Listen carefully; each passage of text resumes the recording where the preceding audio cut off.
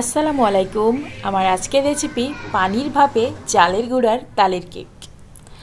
এই কেকটা অসাধারণ টেস্টি একটা কেক, আর এটা তো সবসময় বানানোও সম্ভব না তালের সিজন ছাড়া। আর আজকে এটা শেয়ার করার একটাই কারণ, এখন যেহেতু চারপাশে পাকা তালে ভরপুর, তাই তালের কেকটা খাওয়া যেতেই পারে, তাই না? তালের এই কেকটা খেতে খুবই সুস্বাদু, একবার খেলে এর স্বাদ মুখে লেগে থাকবে আজীবন। আর খুব সহজেই এই তালের কেকটা তৈরি করা যায়, যেহেতু এটা পানির ভাপে তৈরি করা হয় তাই বানানোটা খুবই সোজা।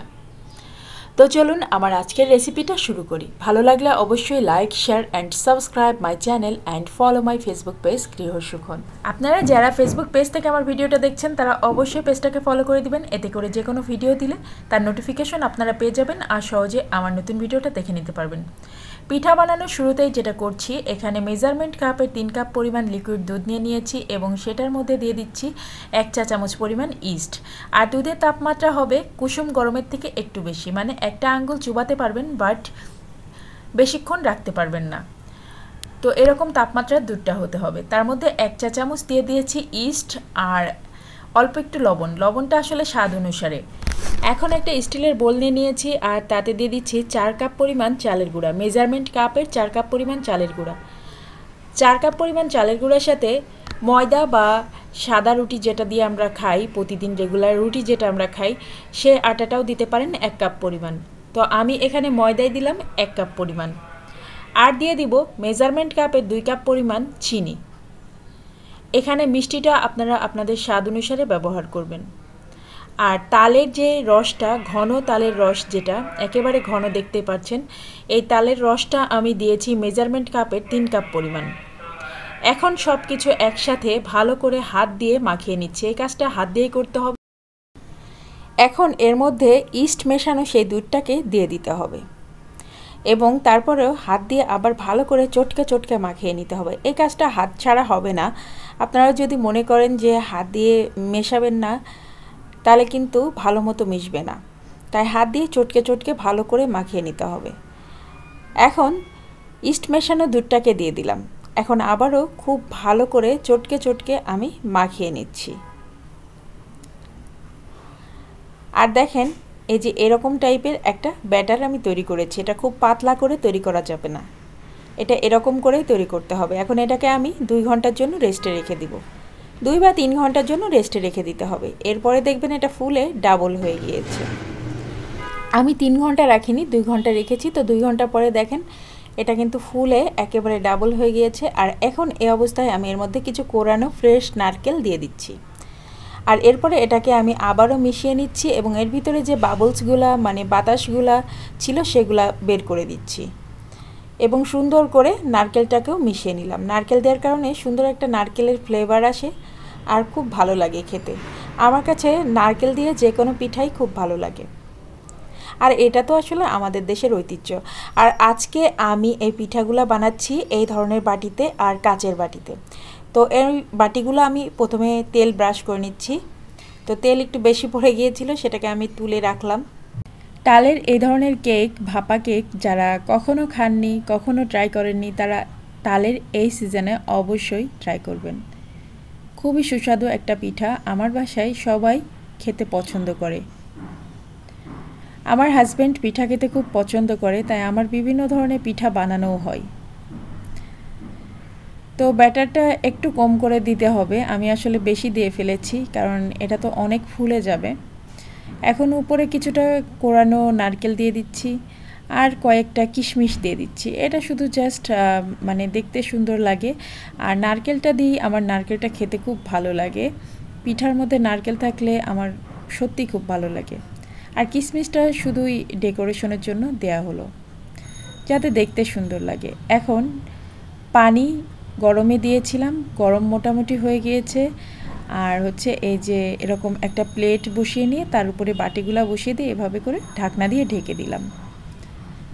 এখন ঠিক 7-8 মিনিট পরে দেখেন পিঠাগুলা ফুলে কিন্তু ডাবল হয়ে গিয়েছে। আমি একটা কাঠি দিয়ে চেক করে নিচ্ছি যে পিঠাগুলা ঠিক মতো হয়েছে কিনা, ভিতরে কাঁচা আছে কিনা সেটা কাঠি দিয়ে চেক করে নিচ্ছি। আমি কাঠি দিয়ে চেক করার পরে আমার মনে হচ্ছিল যে পিঠাগুলো আরও একটু কিছুক্ষণ হওয়া দরকার, তো আমি আরও কিছুক্ষণ পিঠাগুলোকে ভাপ দিয়ে নিয়েছি। এখন আমি নামিয়ে নিচ্ছি। তো প্রতিটা পিঠা ব্যাচ হতে আমার প্রায় 10 থেকে 11 মিনিট করে সময় লেগেছে, কারণ এটা ভাপে দিয়ে হয়তো একটু সময় লাগবে। এখন নামিয়ে নিচ্ছি। তো নামানোর সময় একটু সাবধানতা অবলম্বন করবেন, না হলে হাত পুড়ে গেলে কিন্তু অনেক পুড়ে যাবে, যেহেতু এগুলো খুবই গরম। তো এখন এক ব্যাচ নামিয়ে নিয়ে আমি আরেক ব্যাচ বসিয়ে দিচ্ছি। এভাবে আমি সবগুলা পিঠা বানিয়ে নিচ্ছি। আমি এখানে বড় বড় সাইজের বাটি নিয়েছি, যার কারণে ভাপ দিতে একটু সময় বেশি লেগেছে আমার। আপনারা যদি ছোট ছোট কাপ কিংবা ছোট ছোট মোল্ডে এই কেকটা বানান তাহলে কিন্তু আরও কম সময় লাগবে। তো এভাবে আমি সবগুলা পিঠা বানিয়ে নিচ্ছি। আর সবগুলা পিঠা দেখেন আমার বানানো হয়ে গিয়েছে। কত সুন্দর সুন্দর তালের কেক হয়েছে। আর দেখতে পাচ্ছেন আমি কিন্তু 2 রকম বাটিতে বানিয়েছি, 2 রকমের সাইজ। এই পিঠাগুলো আপনারা কাগজের মোল্ডে বানাতে পারেন, প্লাস্টিকের মোল্ডে বানাতে পারেন, কাচের বাটিতে বানাতে পারেন। আমার কাছে কাচের বাটিটাই বেশি ভালো লাগলো, কারণ এইগুলো স্বাস্থ্যকর, সেই কারণে। প্লাস্টিক ইউজ না করাই ভালো, তবে প্লাস্টিকেও ভাপ দেওয়া যাবে। আমি ইচ্ছা করেই প্লাস্টিকে কোনো কিছুতে পিঠাগুলো বানাইনি, কারণ প্লাস্টিক আমরা সবাই জানি যে এটা স্বাস্থ্যকর না। এ কারণে অবশ্যই কাচের বাটি বা স্টিলের বাটিতে দিলেই বেশি ভালো হয়, বা কাগজের মোল্ডে, যেগুলো বাইরে কিনতে পাওয়া যায় কাগজের কাপ কেক বানানোর জন্য, ওগুলাতেও কিন্তু আপনারা এই কেকগুলো বানাতে পারেন। এই পিঠাটা দেখতে যতটা সুন্দর তার থেকেও বেশি খেতে সুন্দর। তো এই তালের সিজনে অবশ্যই একবার হলেও ট্রাই করবেন। এই পিঠাটা যারা ট্রাই করবেন আমি শিওর তারা প্রতি বছরই এই ধরনের পিঠা বানিয়ে খাওয়ার চেষ্টা করবেন, কারণ তালের সিজনেই এই পিঠাগুলো খাওয়া হয় মূলত। আর তালের যত রকম পিঠা আছে আমার কাছে মনে হয় তালের ভাপ দেওয়া এই কেকটাই সবচেয়ে বেশি টেস্টি, কারণ হচ্ছে তালের স্ট্রং একটা ফ্লেভার এই পিঠাতেই পাওয়া যায়। তালের সব ধরনের পিঠাই আমার ভালো লাগে, তবে তালের ভাপা কেকটাই বেশি ভালো লাগে। আর একটু পরে আমি আপনাদেরকে এই কেকটা ভেঙে দেখাবো, দেখবেন যে কতটা সফট হয়েছে কেকটা। আমার কাছে খুব ভালো লাগে তালের কেক খেতে, আমার পরিবারের সবাই খুব পছন্দ করে। আর আমি আজকে অনেকগুলা বানিয়েছি, কারণ একা তো আর তালের কেক খাবো না, আমার আত্মীয় স্বজন যারা আছে তাদেরকেও তো দিয়ে খেতে হবে, তাই তাদেরকেও 2-1টা করে দিব, সেজন্যই অনেকগুলা বানিয়েছি। আর পিঠাগুলা দেখেন কতটা সুন্দর হয়েছে। আজকের ভিডিওটা ভালো লাগলে অবশ্যই আমার চ্যানেলটা সাবস্ক্রাইব করে দিবেন, পাশে থাকা বেল আইকনে একটা প্রেস করে দিবেন। এতে করে আমি যে কোনো ভিডিও দিলে তার নোটিফিকেশন আপনার কাছে পৌঁছে যাবে, আর সহজে আপনি আমার নতুন ভিডিওটা দেখে নিতে পারবেন। আর যারা অলরেডি আমার চ্যানেলটা সাবস্ক্রাইব করেছেন তাদেরকে জানাচ্ছি অসংখ্য অসংখ্য ধন্যবাদ আমার চ্যানেলটা সাবস্ক্রাইব করে চ্যানেলের সঙ্গেই থাকার জন্য। তালের বিভিন্ন ধরনের পিঠার রেসিপি কিন্তু আমার চ্যানেলে দেয়া আছে, আপনারা চাইলেই দেখে নিতে পারেন। আর আমি ডেসক্রিপশন বক্সে দিয়ে দিব লিঙ্কগুলা।